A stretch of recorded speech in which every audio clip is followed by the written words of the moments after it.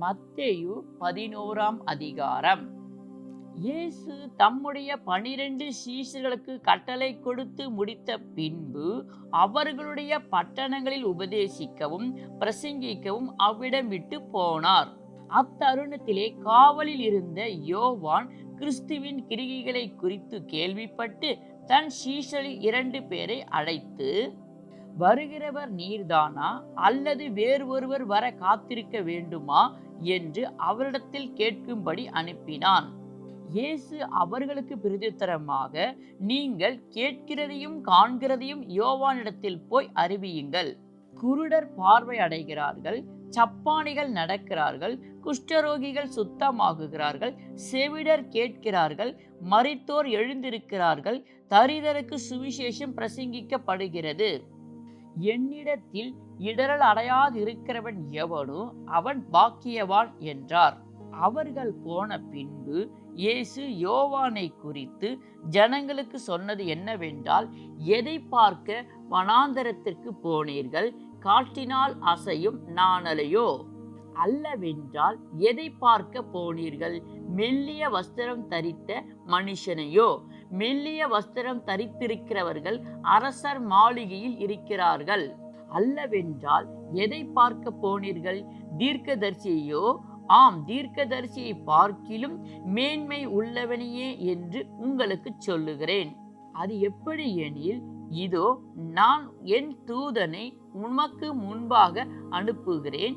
அவன் உமக்கு முன்னே போய் உமது வழியை ஆயத்தம் பண்ணுவான் என்று எழுதிய வாக்கியத்தில் குறிக்கப்பட்டவன் இவன்தான்.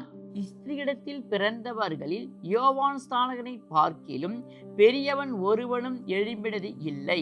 ஆகிலும் பரலோக ராஜ்யத்தில் சிறியவனாயிருக்கிறான், அவனிலும் பெரியவனாயிருக்கிறவன் என்று உங்களுக்கு மெய்யாகவே சொல்லுகிறேன். யோவான் ஸ்நானகன் காலம் முதல் இதுவரைக்கும் பரலோக ராஜ்யம் பலவந்தம் பண்ணப்படுகிறது, பலவந்தம் பண்ணுகிறவர்கள் அதை பிடித்து கொள்ளுகிறார்கள். நியாயப்பிரமாணமும் தீர்க்கதரிசிகள் யாவரும் யோவான் வரைக்கும் தீர்க்க தரிசனம் உரைத்ததுண்டு. நீங்கள் ஏற்றுக்கொள்ள மனதாயிருந்தால் வருகிறவராகிய எலியா இவன்தான். கேட்கிறதுக்கு காது உள்ளவன் கேட்க கடவான். இந்த சன்னதியை யாருக்கு ஒப்பிடுவேன்? சந்தை வெளிகளில் உட்கார்ந்து தங்கள் தோழரை பார்த்து, உங்களுக்காக குழல் ஊதினோம், நீங்கள் கூத்தாடவில்லை, உங்களுக்காக புலம்பினோம், நீங்கள் மாரடிக்கவில்லை என்று குறை சொல்லுகிற பிள்ளைகளுக்கு ஒப்பாயிருக்கிறது. எப்படியெனில், யோவான் போஜனபானம் பண்ணாதவனாய் வந்தான், அதற்கு அவர்கள் அவன் பிசாசு பிடித்திருக்கிறவன் என்றார்கள். மனுஷகுமாரன் போஜனபானம் பண்ணுகிறவராய் வந்தார், அதற்கு அவர்கள் இதோ போஜன பிரியனும் மதுபான பிரியனும் மனுஷன் ஆயக்காரருக்கும் பாவிகளுக்கும் சிநேகிதன் என்கிறார்கள். ஆனாலும் ஞானமானது அதன் பிள்ளைகளால் நீதி உள்ளதென்று ஒப்புக்கொள்ளப்படும் என்றார். அப்பொழுது தமது பலத்த செய்கைகளில் அதிகமானவைகளை செய்ய கண்ட பட்டணங்கள் மனம் திரும்பாமல் போனபடியால் அவைகளை அவர் கடிந்து கொள்ள தொடங்கினார். கோராசீனே, உனக்கு ஐயோ! பெத்சாய்தாவே, உனக்கு ஐயோ! உங்களில் செய்யப்பட்ட பலத்த செய்கைகள் தீருவிலும் சீதோனிலும் செய்யப்பட்டிருந்ததானால் அப்பொழுதே ரெட்டுடுத்தி சாம்பலில் உட்கார்ந்து மனம் திரும்பி இருப்பார்கள்.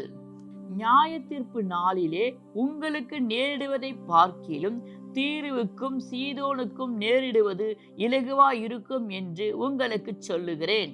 வான பரிந்தும் உயர்த்தப்பட்ட கப்பர்நாகுமே, நீ பாதாள பரிந்தும் தாழ்த்தப்படுவாய். உன்னில் செய்யப்பட்ட பலத்த செய்கைகள் சோதோமிலும் செய்யப்பட்டிருந்ததே, ஆனால் அது இந்நாள் வரைக்கும் நிலைத்திருக்கும். நியாய தீர்ப்பு நாளிலே உனக்கு நேரிடுவதை பார்க்கிலும் சோதோம் நாட்டிற்கு நேரிடுவது இலகுவாயிருக்கும் என்று உங்களுக்கு சொல்லுகிறேன் என்றார். அந்த சமயத்திலே இயேசு சொன்னது, பிதாவே, வானத்துக்கும் பூமிக்கும் ஆண்டவரே, இவைகளை ஞானிகளுக்கும் கல்விமான்களுக்கும் மறைத்து பாலகருக்கு வெளிப்படுத்தினபடியால் உம்மை ஸ்தோத்தரிக்கிறேன்.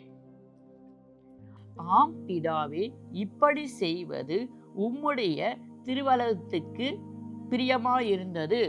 சகலமும் என் பிதாவினால் எனக்கு ஒப்பு கொடுக்கப்பட்டிருக்கிறது. பிதா தவிர வேறு ஒருவனும் குமாரனை அறியான்.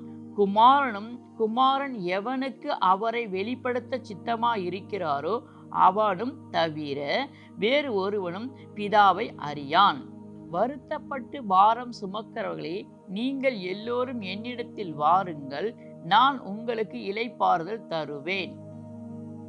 நான் சாந்தமும் மனத்தாழ்மையுமாயிருக்கிறேன். என் நுகத்தை உங்கள் மேல் ஏற்றுக்கொண்டு என்னிடத்தில் கற்றுக்கொள்ளுங்கள், அப்பொழுது உங்கள் ஆத்துமாக்களுக்கு இளைப்பாறுதல் கிடைக்கும். என் நுகம் மெதுவாயும் என் சுமை இலகுவாயும் இருக்கிறது என்றார்.